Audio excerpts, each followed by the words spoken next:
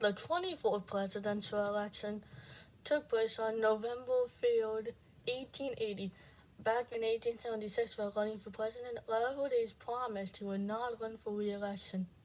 Just like John Adams, James Polk, and James Buchanan, Rutherford Hayes promised he wouldn't seek a second term. By 1880, he was given the job looking for someone else.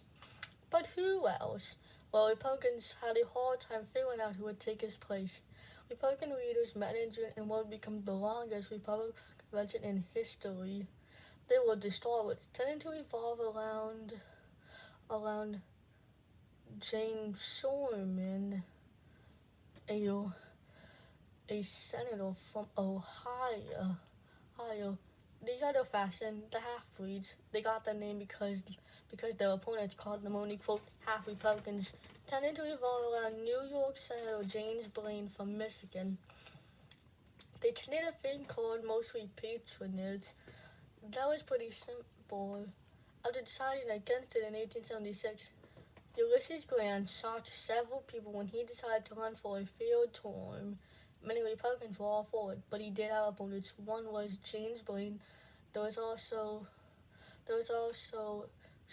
Sherman, the brother of William Tecumseh Sherman, a senator from Ohio, and James A. Garfield, a representative from Ohio. It took a long time, but they nominated neither a stalwart nor a half-breed at the end.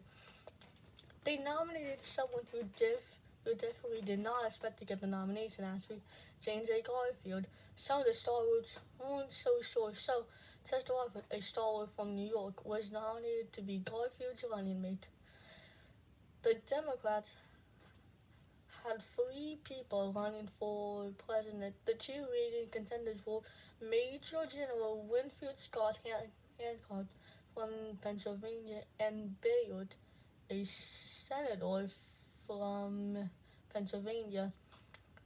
The Democrats finally had their war hero.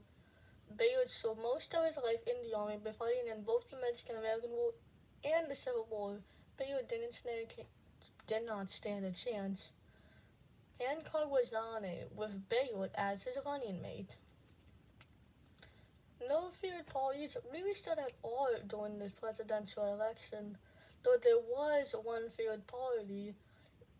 By August, there was the Greenback Party entered in the race, who nominated J- James James Buchanan Jr., the grandson of James Buchanan and a representative from Ohio, with James Sherman, another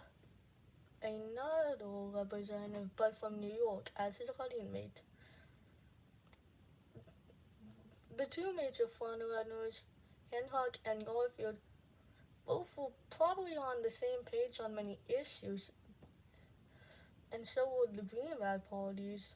They all had the same idea. So what's the issue?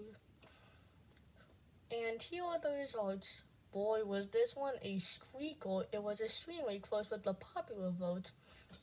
But in the electoral college, not so much. James A. Garfield won, becoming the 20th president of the U.S.A. He received 215 electoral votes, and Winfield Hancock only received 155, but that may be deceiving.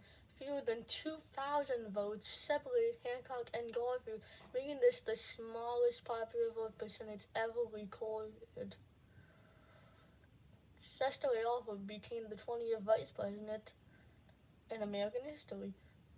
James A. Garfield was only in office for 200 days, and of those 200 days, three months he was mostly in bed dying after a crazy guy named by the name of